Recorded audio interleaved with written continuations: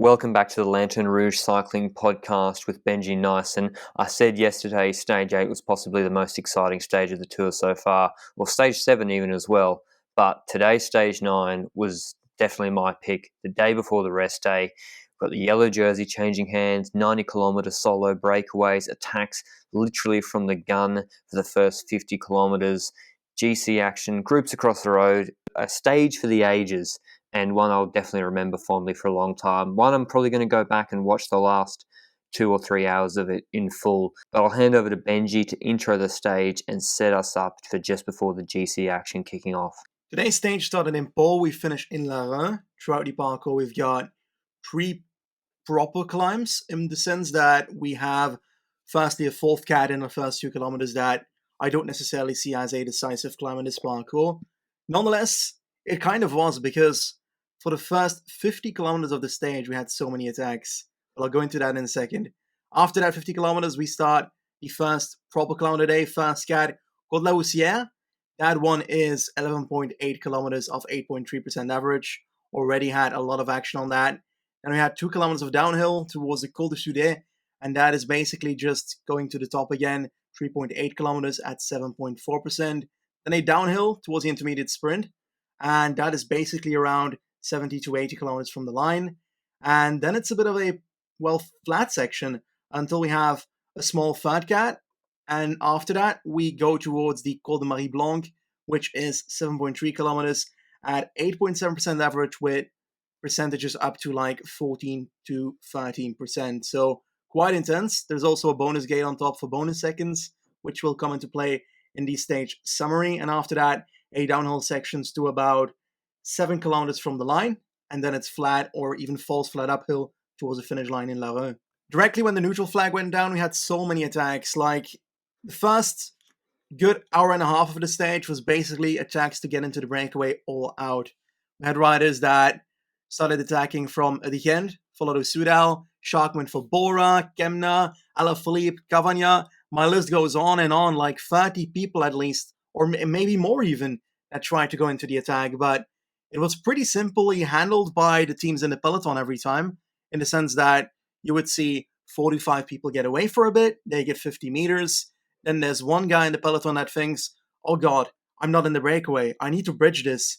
And the moment that person bridges over to those 5 people, that's when Ineos or the Jumbo riders actually kicked in. We had Van Baarle and Van Aert respond to a lot that way, and you basically had the whole peloton back. And it kept doing that and doing that, I swear, at least 15 times before we actually had a proper breakaway, which was already on the Col de Hourcere. Do you believe that it's because Ineos and Jumbo controlled the peloton that the break didn't go so early? Well, there was so many things happening. There were so many different teams that wanted different things from that first break. You had riders like De Hent just purely going for stage win, and Hirschi as well, riders like that. But then also, not just Ineos and Jumbo-Visma were bringing them back. Bora Hansgrohe, I thought, were doing the majority of the work, actually bringing back the initial breakaway attempts, because they were trying to get Peter Sagan into the break so that he could take the intermediate sprint points at the end of the first major climbs of the day. So a lot of the times I saw the figure of Daniel Oss actually pacing to bring those riders back, either with Sagan on his wheel or sometimes with Sharkman there as well, or Sharkman was trying to get into the break, probably for his own stage win ambitions. There was a moment where Sagan got into a mini break with, I think, Postelberger on the front, and I thought, oh, here we go, he's going to, they're going to get let go. But then it was Ineos and Jumbo-Visma, as you mentioned. I think Amador as well was trying to get into breaks, and I thought, why are they neutralising these breakaways? Is it because they want to get the bonus seconds at the top of the Col de Marie Blanque, or is it because they actually want to send Van Aert or Amador or Castroviejo into the breakaway so that they can be used as a launch pad for their GC riders attacking on Col de Marie Blanque? I didn't really firm up on the answer to that. I thought it was just them trying to control things because they actually wanted it to be a GC day and take all the bonus seconds on offer. But yeah, it was an incredible stage just because of that, from start to finish, or from the start. There were just so many attacks. And it seemed like we're now in the perfect place in the tour where enough riders have lost time on GC. There's enough riders who are sort of getting desperate for stage wins. every rider's trying to get into the break now. No, everyone's seeing that as an opportunity. Trentin, Van Avermaet, Geschke, the whole of CCC were trying to get into the break. So that's what made it so exciting. So many different things going on. And it was one of those stages that definitely should have been televised from start to finish. Well, I do want to add on one thing beforehand. I want to throw in the thing we talked about yesterday. Tomorrow is the rest day. We've got tests for COVID happening that day.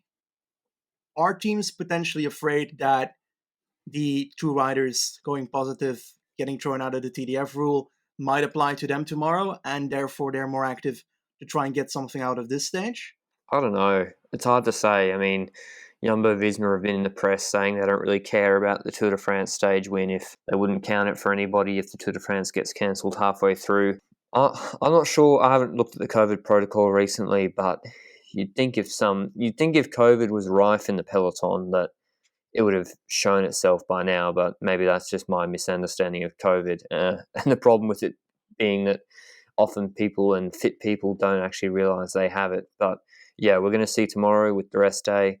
Obviously, the fans on the road yesterday weren't exactly model citizens for social distancing and mask wearing. So, again, I'm not a doctor, so I don't know how long it takes for COVID to incubate. Perhaps that played into it. I definitely think just because of COVID on more of a macro level, not just the rest day thing, but just on like a desperation to get a stage win and show yourself. I definitely think there's more urge in the peloton for riders to get that stage win or show themselves because, long layoff, pay cuts, a lot of contracts are expiring at the end of this year.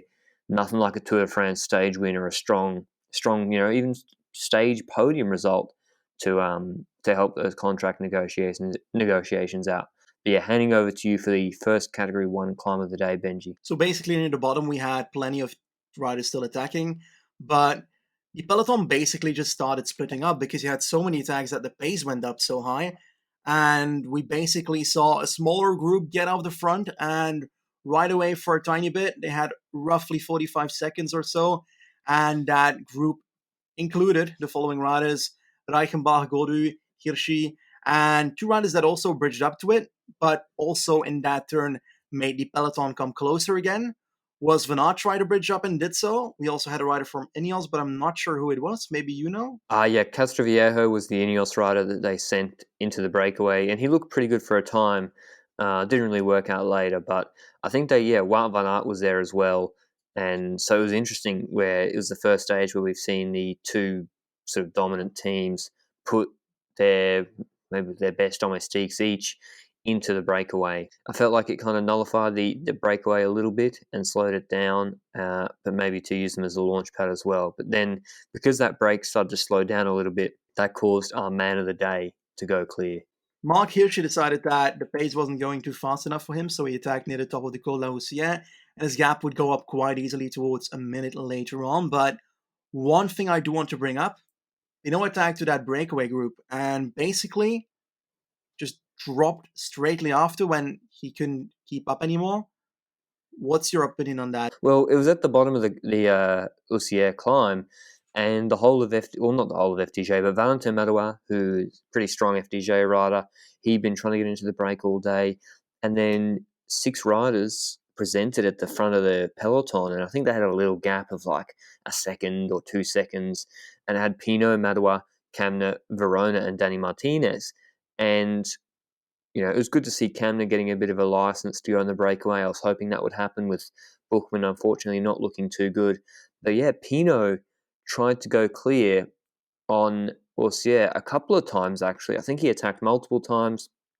First, he was being helped by Madouas, then with his trusty domestique, Sebastian Reichenbach, was pulling for him a little bit, and Pinot was looking pretty good. And everyone was shook because I'm not going to lie. I thought Pinot had abandoned. I hadn't checked the start list that closely this morning.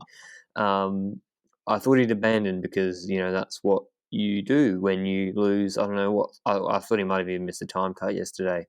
So even seeing him there, I was like, hold on. Am I looking at David Godot or is it actually Pinot? And then I saw 51. And I thought, holy. back for another day of Thibaut Pinot watch on the cameras, but it wasn't too bad. I don't know. I've softened my take a little bit. I initially was like, how is it possible that you can get dropped and lose like 25 minutes yesterday or however much it was, and your back is in terrible pain, and then today you're able to attack, but then you attack like so strongly that you then drop yourself badly. But then he made his way back up to like a pretty solid second group on the road again, I think, later on. Benji, I don't know, I stopped like following his movements too closely. He seems to still not be like riding to like any sort of power or like plan. Like, do you think he's actually riding to like some sort of plan or knowing what his actual limits are? Because it seems like he just vastly overextends past them and then cracks and like literally can't pedal for 2.5 minutes, and then he's like, okay, I'm actually all right again, and then slots in with a group with the first FDJ rider he sees on the road and can sort of recover for a little bit. I've got a bit of a different opinion towards Pinot's attacks, but I also want to give some extra additional info that happened after yesterday's stage. At the end, he lost 18 minutes, and after the race, he said in a post-race interview that he hinted towards not even riding the Tour de France ever again after this year. But maybe that's just an emotional, direct response after the race. That's something Pinot has done before. So I still believe we're going to see him again in the Tour de France in the upcoming years. Nonetheless, towards today's attack, I feel that he said sorry towards his fans and his teams yesterday in that interview. And he maybe wants to try and give something back still, because a lot of people, supported him throughout the Tour de France and the run-in towards the Tour de France. And I also feel that French riders are having a harder time just abandoning in the Tour de France than any other rider, because we've seen that Oliver Naesen has even said in Hourcere that just abandoning is not doable in a French team. That's not showing respect to the Tour de France, and I believe that's somewhat the case that Pinot has here. And honestly, I felt respectuous towards him after he attacked. It wasn't a very intelligent attack, but he gave entertainment, and I certainly enjoyed it for the time that it actually took for him to get caught again. Yeah, I think I saw a similar quote. I probably saw it third hand on Twitter and mistranslated. You know, something about him saying this is a turning point in my career, alluding to maybe not going for GC in the Tour de France anymore. I want to also make clear, by the way, I'm a big Thibaut Pinot fan. He's a guy I really like. I have a love-hate relationship with, because I just think he's such a good rider. I really like his skill set. He's clearly improved his descending compared to where he was a few years ago. I loved his win in Lombardia, you know, after his battles with Vincenzo Nibali. I really like Pinot as a rider. But then there's this sort of dark side to the relationship where he does these things which are sometimes quite frustrating. But this isn't that. Like, what if we ignore? Imagine if he's just a blank canvas. Imagine if he's Tadej Pogacar, who maybe the majority of us in the cycling world, we haven't built up this character of who Tadej Pogacar is. You know, that he crumbles under pressure, or he's just like the most resilient rider ever, like a rock. You know, like Chris Froome, he'll come back up the next day and he could do anything. Pogacar's a bit of a blank canvas. It's starting to be painted, that picture, now, as we see more of him, or the world sees more of him in the biggest race in the world. But Pinot, we've got all this baggage. We've got 3 DNFs, I think, in the Tour de France previously. We've got the overall terrible Grand Tour record. But if you ignore that and just look at what happened, the guy fell on his sacrum or his tailbone pretty hard on stage 1. A lot of people crashed and hurt themselves. The same thing happened to Wout Poels. And it wasn't really Thibaut Pinot's fault that happened. And it sounds like they've done the best they can with the osteopath. And I don't know what an osteopath is, by the way, not a common term in Australia. Is that a physio?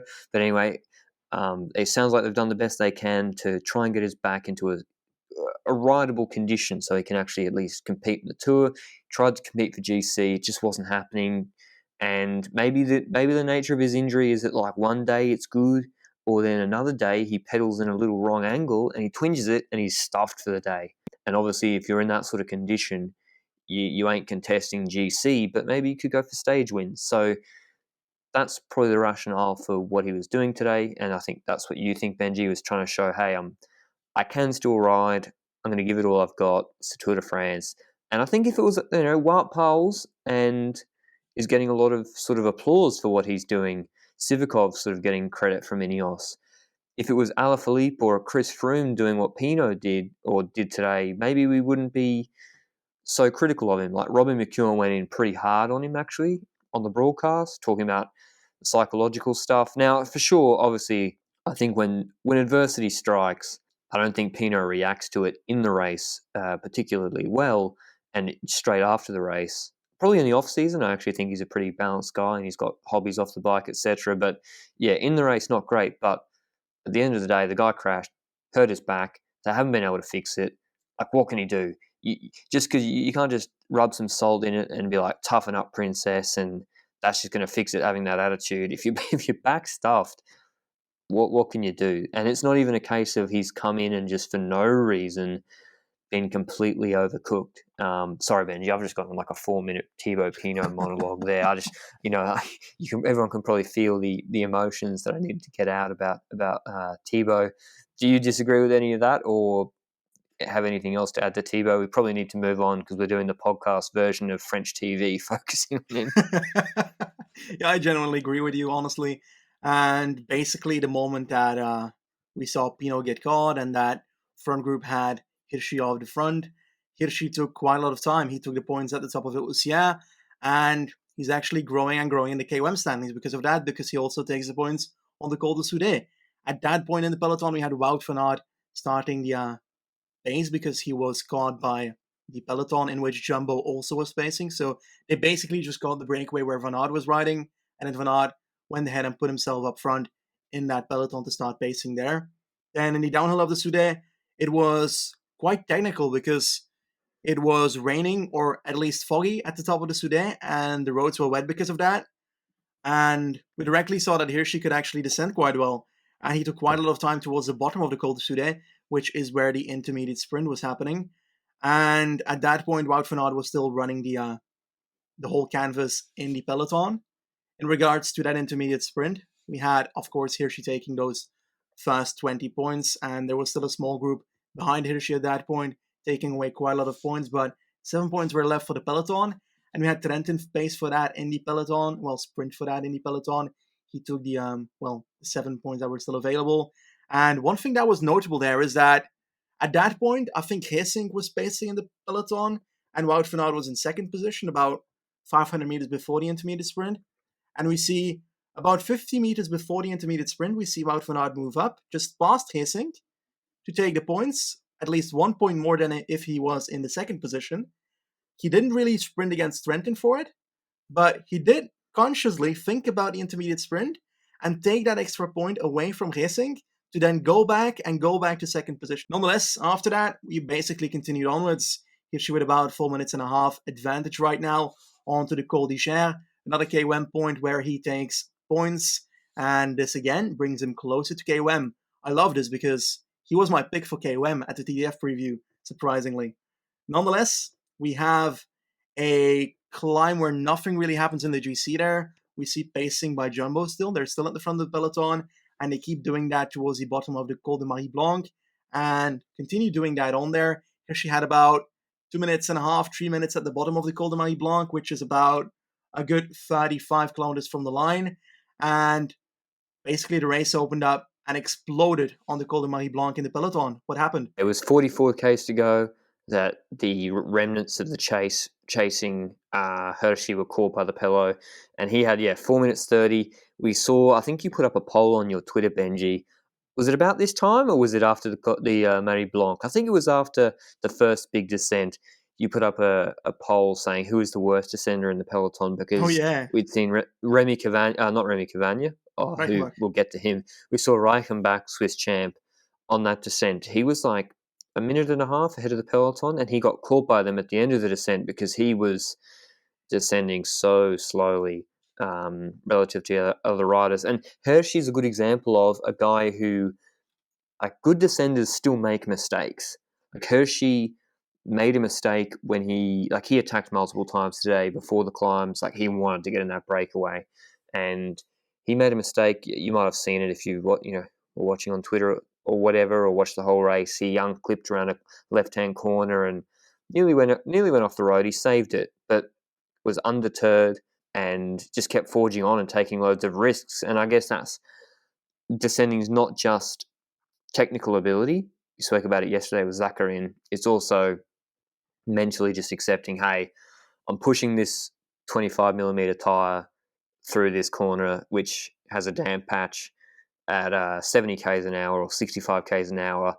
There's a 3% chance, 4% chance in any of these corners that my front wheel is going to wash away or something. And Hirschi's like, well, that's just a risk you got to take to get the stage win. You got to risk it for the biscuit. Whereas Reichenbach and Zakarin, it's mental. They're like not comfortable in this sense. But yeah, go and check out Benji's poll. I haven't seen the results of it. I'd assume it was Zakarin who's leading that poll, but we won't spoil that. You can go and check it out yourself. And then Jumbo-Visma today, they look much more organised. They look way better than yesterday. They had the riders we'd expect to be there at the front. After Wout van Aert finished pulling, it was Sepp Kuss on the front, I think. They had Bennett, Dumoulin. So it was a line of Jumbo-Visma riders.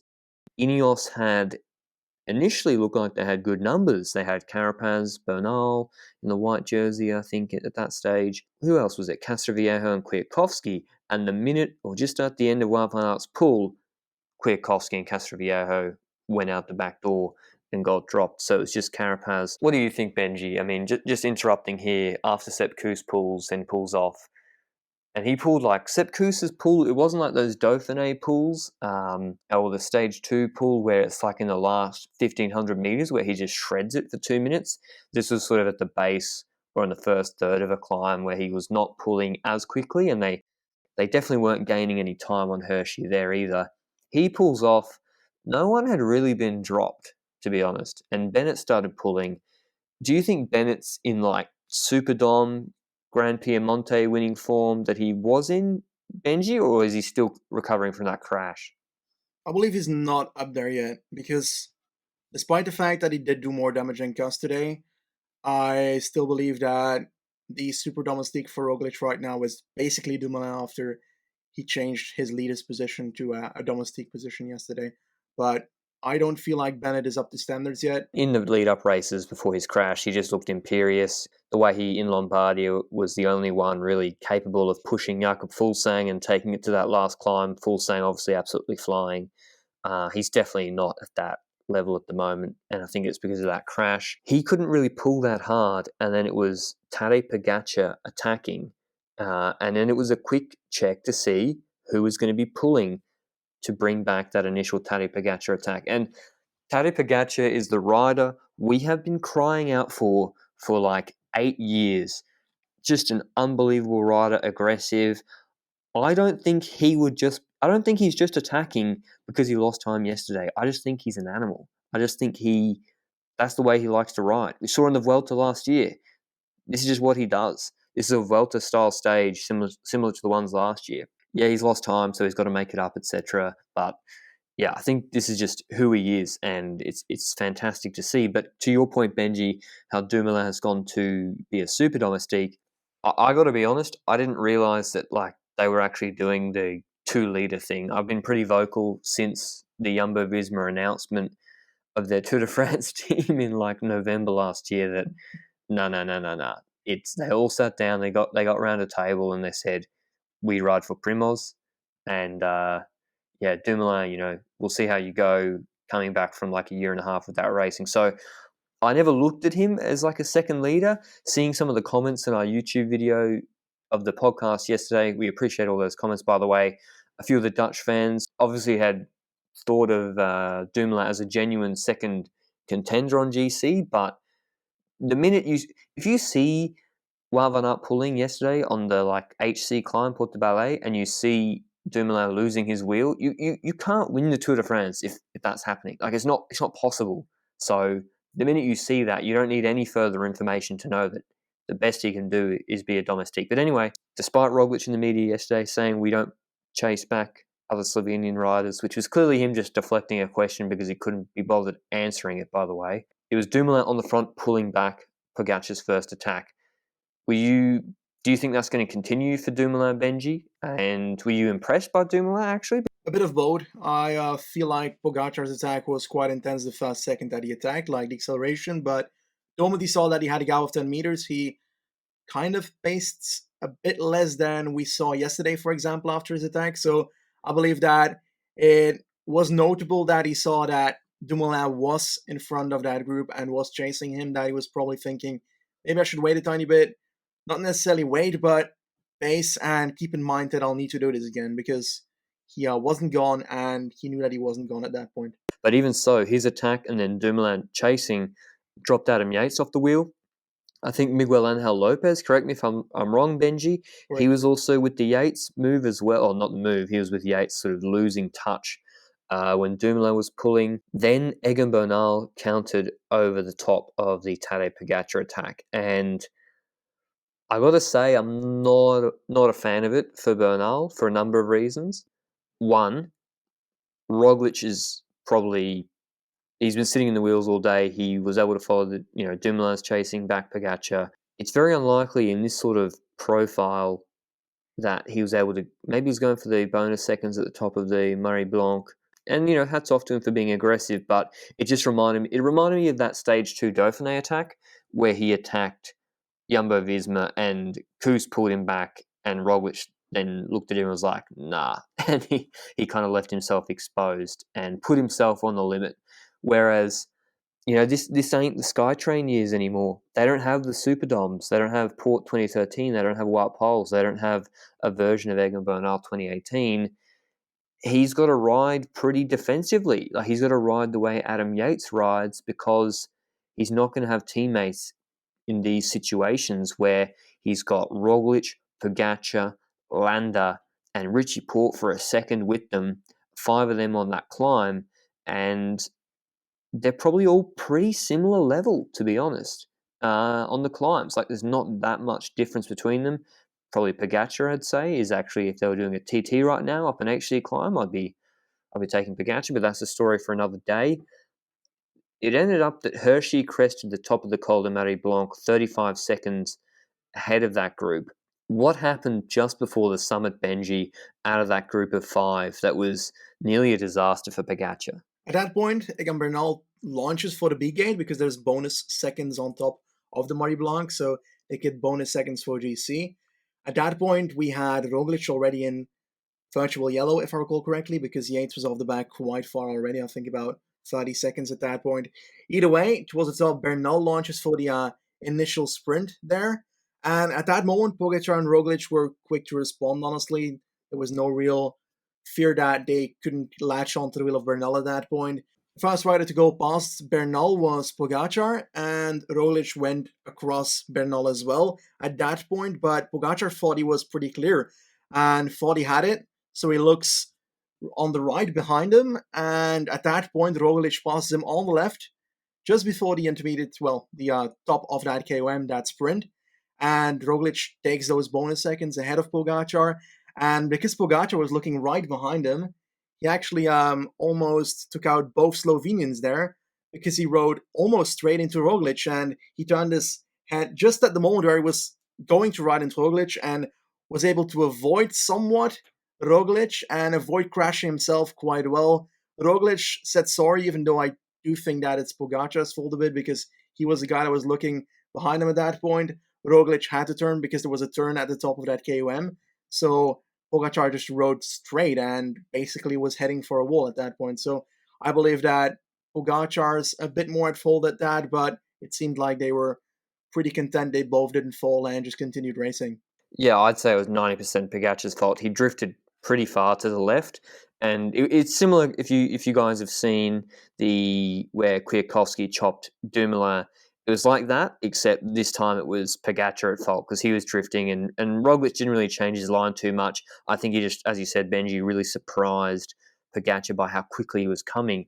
And they kind of had a little gap on Bernal and Landa over the top, maybe of like a second and a half. But because Roglic was so preoccupied with apologising to Pogacar, they sort of sat up, and Bernal and Landa caught back up to them. Hirschi started the descent, as I said, with 35 seconds. He took those full 10 points for the KOM and the 8-second bonus.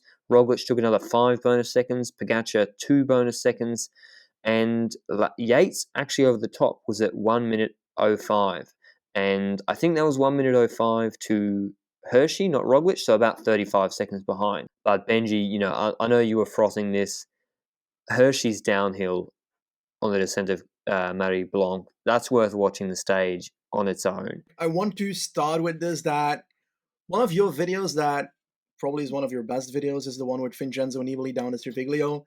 And this went to that a bit because he was riding for his life down that climb, and the cornering technique was pretty much perfect.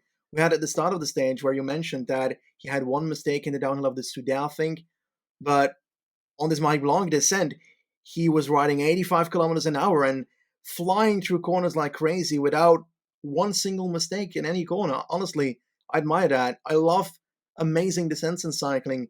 Vincenzo Nibali doing so. I think Cancellara as well in the past. And yeah, Savoldelli in the past. And certainly Hirschi was one of the ones that I'm going to remember. Just a magic descent, and I'd encourage you to all watch it as well. Just full confidence. And he gained time, I think, on the descent over them because it was down to like 12, 15 seconds, and then he took it out to about 30 seconds on the descent. But the problem was a 7-kilometer run into the finish, which was like false flat uphill. And on the climb, Hirschi looked okay, except then when the GC guys started attacking each other on Marie Blanque, he really lost a lot of time there. On the descents, he was quicker than them. I got to say, there was a few comments saying, you're insane for saying Pogacar is stronger than Roglic on the climbs, and Benji, you're a madman for saying that Roglic is overrated as a descender. I've got to say, this is kind of another tick in sort of Benji's, whatever little book Benji has, or some sort of beautiful mind board he has in his house where he maps out the best descenders in the world. The Roglic descent today and Bernal descent, like, honestly, he was losing Bernal's wheel through some of the corners. Like on the straight fast sections, he was quicker, but once you really think about it and you're watching it closely, it's like, is he as good as Bernal or Pogacar on the descents? Like, what do you think, Benji? Am I giving you too much credit? I think on that end, you might. I believe that one of the better descenders that we don't know of in the GC group is Ron, because he was leading that group yesterday, back to the group with Roglic in the final descent on the Peresurde, and I believe Uran is definitely one of the ones up there. In regards to Roglic, he is just a powerhouse on these straight, crazy descents, but when it comes to the cornering, I feel he's not as amazing as some of the riders that have excellent technique. I'm not necessarily saying that Bernal has amazing technique. I genuinely haven't looked at Bernal's descending too much for that. Pogacar has shown that he can descend, but then again, yesterday he lost quite a bit of time on the descent. So I'm honestly not sure. I think they're all pretty close, but I admire riders more when their technique in cornering is just great. And I feel like Hirschi was just MVP there today. Yeah, for sure. He gained time, and this wasn't just like a non-pedaling descent. There were parts where you needed to pedal as well. He gained 15 seconds on GC guys who are fresher than him. You got to bear in mind, Hirschi had attacked with 90 Ks to go and went solo on a stage with 2 Cat 1s and 2 Cat 3s, okay? And like some pretty long valleys in there as well, getting chased down by Wout van Aert and the Jumbo-Visma train. And he put 15 seconds into these guys on the descent. So that alone is just whatever he's getting paid at Sunweb. I don't know when that contract expires, but he's going to get paid a lot more. But on to the finale, and I mentioned those valleys, and this was the undoing of Hirschi. The reason why he got chased down for the stage win was twofold. While the GC guys were just fixated on chasing him down, there were more bonus seconds on the line, which, by the way, bonus seconds on the line for stage wins is like they have to stay forever in every stage race. That's not even a debate anymore. They definitely make GC racing more exciting. But the reality was all those guys and Landa and co were all working together because Guillaume Martin was third on GC. Quintana's definitely a threat. You got Colombier, Col de Marie. Do you really want to be going into those stages if you're Landa or Pogacar or anyone really on the same time as Quintana? Like, if you don't have to, and all you have to do is just pull for 7 kilometers with 4 other guys to put time into him, then why not? So with 7Ks to go, the gap was 28 seconds to Hirschi. Landa, Pogacar, Bernal, and Roglic all worked together seamlessly. So it was 4 guys, and this started to spell the death knell for Mark Hirschi. His odds in play, like, I don't want to talk about betting too much, but just to show you what people thought was going to happen, he was at $1.22 that I saw. That's how low he went down to with 7Ks to go when people saw that 30-second gap. That means that people thought he had an 80% chance of winning at that point. And yet, the minute those guys started working, 5 seconds in 1 kilometer, another 8 seconds in the next kilometer, and then with 3Ks to go, the gap was only 12 seconds. And at that point, we knew he was kind of even sitting up at that point. I'm not sure whether the Sunweb directors told him to sit up. I know a lot of people were messaging me saying that he should sit up, and he was caught with 2 kilometers to go. And the reason they said he should sit up was because he definitely packs the strongest sprint out of all of those other 4 guys. And Benji, were you surprised he got caught? Do you think it was the right strategic decision for those GC guys to all band together and try and put time into Quintana, Uran, Guillaume Martin, and Adam Yates as well? Yellow jersey was on the line too. Honestly, do, because there's limited days that you can actually take time on fellow competitors in this Tour de France, in my honest opinion. Definitely at this point, because we had quite a few climbing stages already. So you've got Colombier and Col de la Loze mainly after this, and that ITT on Plage Belleville. But additionally, it just worked out for them both. But I feel like Roglic did do most of the work. Maybe it was because he wanted that yellow jersey, but yesterday they pretty much said they didn't want it yet. So I was a bit confused seeing Roglic pace a lot in those 4-man group. But honestly, I wasn't really surprised they would work together. But it's also because they all have something to gain here. They have time to gain on other people, and they all have the same amount of desire to win the stage. And they know that Hirschi is just ahead of them, and Pogacar is one of those riders that never stops riding for a victory, even if it's just a stage win. 2Ks to go, a group of 5. You've got the 4 GC favourites or riders, contenders that we spoke about, and Hirschi joins them. Hirschi immediately sits on the back of that group, not even by choice. Like, Egan Bernal went, after he pulled his turn, went straight back into 4th position in front of Hirschi. So I think Bernal was more focused on gaining time at that point. And they all rolled turns, but then with about a K to go, I think Pogacar rolled through after Bernal flicked them after a pretty short turn, and then it was Roglic that actually led this out from quite a long way. More focused on, getting that yellow jersey, because no matter what happened in the sprint, Benji, I'm pretty sure Roglic was always going to go into yellow. Pogacar, I think, second wheel. Mark Hirschi was at the 4th wheel at the back of the group, quite a way behind, maybe even last in the group. Last. And with 250 meters to go, Hirschi kicks really strong initial acceleration, very impressive. We saw it on stage 2, the way he got that close to Alaphilippe was incredible as well. I kind of think he went really early. Pogacar got up into his slipstream. I mean, it took a while for Pogacar to get there as well. The initial 3 seconds, Hirschi was definitely way, way quicker. But just that length of time that Pogacar was able to be in his draft, and then he came around him on the right-hand side. Roglic as well on the left-hand side. Roglic and Pogacar were kind of fighting for Hirschi's wheel a little bit. Roglic went left and moved off the wheel a bit later than Pogacar, and Roglic actually beat Hirschi on the line by about 2 inches, but Pogacar on the right-hand side took his first Tour de France stage victory in a 5-up sprint with Landa, Bernal, Roglic, and Hirschi. Hirschi coming third by half a wheel to some GC riders who just wouldn't let him go because those bonus seconds were on the line. So sad for Hirschi. 90 Ks in the solo break. Entirely heartbreaking, because I basically said that Roland was going to win the stage yesterday in the pod. But this morning I changed my mind because I saw that Roland was on 3 minutes in GC, so I thought they're never going to let him go. So I switched that around and decided to bet on 3 riders live the moment the stage started. I saw Hirschi move up in the peloton. I was like, that's going to be a man I'll bet on. And Van Aert moved up and kept responding to attacks, so I was like, maybe they're just going to give him a chance, and my Belgian patriotism decided to bet on him as well, and Schachmann as well. So basically $10 on each. Tears falling from my eyes right now. Nonetheless, I will gladly give $10 to see a race like this. The whole time we were watching it, and we didn't know, is he going to have enough time over the top of the climb? Is he going to make enough time up on the descent? He's kind of at the behest of whether the GC guys are going to attack each other. When Pogacar attacked on Marie Blanque, that like put 30 seconds into him straight away, but then they were sitting up and looking at each other, so he gains back another 12 seconds, and then he gets into that valley. It was unbelievable. Such a good stage. Go watch it in full if you can.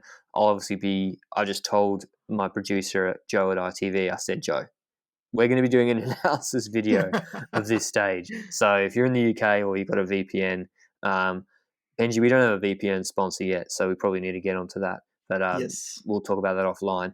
But yeah, it's worth watching wherever you are. I'm sure you can all get access to some Tour de France highlights or the full stage, whatever country you're in, hopefully. We were also focused. Everyone was reeling when we saw what happened on the line. Pogacar posted up. Pogacar puts his hands on his head. He couldn't believe it. The man who lost 90 seconds in the crosswinds 2 days ago. And then we almost forgot, well, where's Adam Yates? The man who's actually been carrying the yellow jersey for 3 or 4 days now. He was a minute and 10 seconds behind, I think. So he actually lost quite a lot of time, unfortunately for Yates. So the yellow jersey went to Primoz Roglic. I'll just read out the stage. Sorry for you all. Pogacar, Roglic, Hirschi, Bernal, Landa all same time, but Pogacar takes the majority of the bonus seconds. Roglic took additional bonus seconds on the line, and then I think, Hirschi took the others. GC, Primoz Roglic moves up from second to first in GC, 21 seconds ahead of Egan Bernal, who's now second on GC. Guillaume Martin's still third on GC, actually, with 28 seconds behind Roglic. And that's why I think you look at that order and you almost forget where Guillaume Martin is, or that he's in the podium position. That's why Pogacar, Landa and co were just straight onto it. Roman Bardet, Benji, still fourth on GC, 30 seconds behind Roglic. Quintana moves up to fifth. Rigoberto Urán moves up 2 positions. Quintana, Urán both on 32 seconds. Pogacar's still actually on 44 seconds in seventh on GC. Adam Yates, the big loser on the day. I mean, I say loser, but he's done a fantastic job holding yellow when they were going for stage wins, but he moved down 7 positions, are now a minute and 2 seconds behind Primoz Roglic. Miguel Angel Lopez, not a good day for him, a minute and 15 behind Roglic, and Landa is now a minute and 42 back. Richie Porte survives the stage, although he's a minute and 53 behind Roglic, but he's still in the Tour de France. SBS were freaking out about it. Is there anything you want to talk about in that top 10, Benji? Maybe Bardet on fourth? I know you have some views on that. People were going at us in the YouTube comments yesterday, saying we're too mean about Agilio Le Mondial. In general, you have quite a few riders in this top 10 that can time trial, and I believe Bardet is not one of them. So he's going to be out of that, out of the top 5 at least, in regards to Planche Belfi ITT, because 30 kilometers of that is flat. Additionally, Guillaume Martin is one of the worst time trialists in the peloton, so I'm guessing that he's gone as well by then. Uran's a pretty good time trialist. Quintana is mediocre, sometimes good, sometimes bad, so I'm guessing he's going to stay roughly around 5th position. But in regards to the rest, Roglic can TT, Bernal can somewhat TT. We have Pogacar who can TT. We have Adam Yates who can sometimes TT on a good day. Lopez, not amazing, but he can survive sometimes. And the 10th position, Landa, who's genuinely not so great at it. I even joked yesterday that he was only 1 minute ahead of his teammate, Caruso, in GC. Now he's, I think, 2 minutes ahead of Caruso. So the gap is larger, but it's still somewhat place, but probably won't be playing the moment we hit stage 20. If Landa and Caruso start Planche Belfi, for example, tomorrow, that ITT, then I believe that a Caruso would have passed Landa in GC, but with Colombier and Col de Los in between there, then it won't be the case. So it might have been accidentally leading up towards a #free Landa moment again. I'll ask you this question, Benji. If Tadej Pogacar was on Jumbo-Visma and Roglic was on UAE Emirates, who would you pick to win this year's Tour? Well, I would already pick Pogacar if he was at UAE. True, so bro. The whole reasoning behind it is as well. So listeners, forget you. Listeners, on the YouTube comments or #LRCP, Answer that question. If Pogacar was on Jumbo-Visma, Roglic was on UAE, who would you have winning this year's Tour? Because, yeah, Benji's already looking like he's made a pretty good pick with Pogacar, whatever happens in this year's Tour. But, yeah, I'll let you expand on it anyway. I believe that Pogacar, despite not having the team, he's always up there in a good position just behind the Jumbo train. So basically whatever the Jumbo train is doing, and they're putting Roglic pretty much isolated at the finishing climb, then they're also putting Pogacar isolated at the finishing climb. So despite the fact that Jumbo's tactics today were better than yesterday, I believe that they're not doing it perfectly because they're too offensive for Roglic, maybe. Because I think that they were basically putting him isolated on the final climb every time. And in the Dauphiné, that was not the case. They were focusing on putting him in the last kilometer isolated. And I think that's a bit weakness of Jumbo in the sense that it's a bit of a bad strategy. Not necessarily horrible, but I am wondering whether that's going to lead to Roglic maybe having to do a whole Colombiero Col de Los by himself against his competitors, because that would honestly not be great. Well, here's the counterpoint to that. Well, if they don't pace really hard, they'll just get attacked and they won't be able to pace. And my response to that is, and my response to it for yesterday's stage, by the way, when Wout van Aert was pacing so hard he dropped Dumoulin, look at the Montaguel stage. Ineos paced, can we even use the word paced? Ineos went 5.2 watts per kilo on that climb. And after the stage, Pogacar was like, yeah, man, my TSS probably wasn't even high enough for that to be a real training ride up that climb. So why couldn't Jumbo-Visma have dialed it back just a little bit with Wout van Aert yesterday? And I do actually think they did, Benji. The way Koos climbed, because Sepp Koos was climbing at the same speed as Hirschi. So Hirschi had been in the break for 50 Ks, and Koos was climbing the same speed as him, not gaining any time. So I think they actually had dialed it back a little bit. What people are going to say, and I kind of agree with it too, is we all expect and everyone thinks, okay, well, Jumbo-Visma's strongest team in the race, they got all these riders, just do Skytrain. Just do Jumbo-Visma train that you did in Dauphiné. Did the Skytrain in the Tour de France ever have to come up against someone that did 6.5 to or maybe 6.7 watts per kilo for 24 minutes at the end of a stage yesterday? Tadej Pogacar on Peresud. I don't remember that happening too much. How did the Skytrain control Quintana when he actually had a really good day on Alpe d'Huez, I think, when he gained a fair few minutes on Froome? There's only so much a train can do. It's kind of like the mid-2000s races where the domestiques can only do so much when it gets really steep. And if you don't have the watts per kilo, or if a competitor like Pogacar is just going to go balls to the wall and say, I'm going to attack you, I don't even care, and he's got the watts to back it up. It does help, obviously. It helps having Dumoulin to bring him back for that first attack. That's really important. But to your point, Benji, Col de Marie Blanque, not a long climb. This is not a stage, 154k stage, finishing with a Cat 1 that's 7.5k long. You're never going to see massive time gaps there. But what happens if Roglic gets on the wrong side of an attack and misses it because Dumoulin isn't pacing or isn't there, and Bernal, Landa, and Pogacar team up, and except we're on the Colombier, except we're on the Col de Los, and we've got 15 Ks left or 12 kilometers left in the climb. That's the nightmare scenario for Jumbo-Visma. Benji, do you think there's anything they can change about their train to actually stop that happening? I would use it later.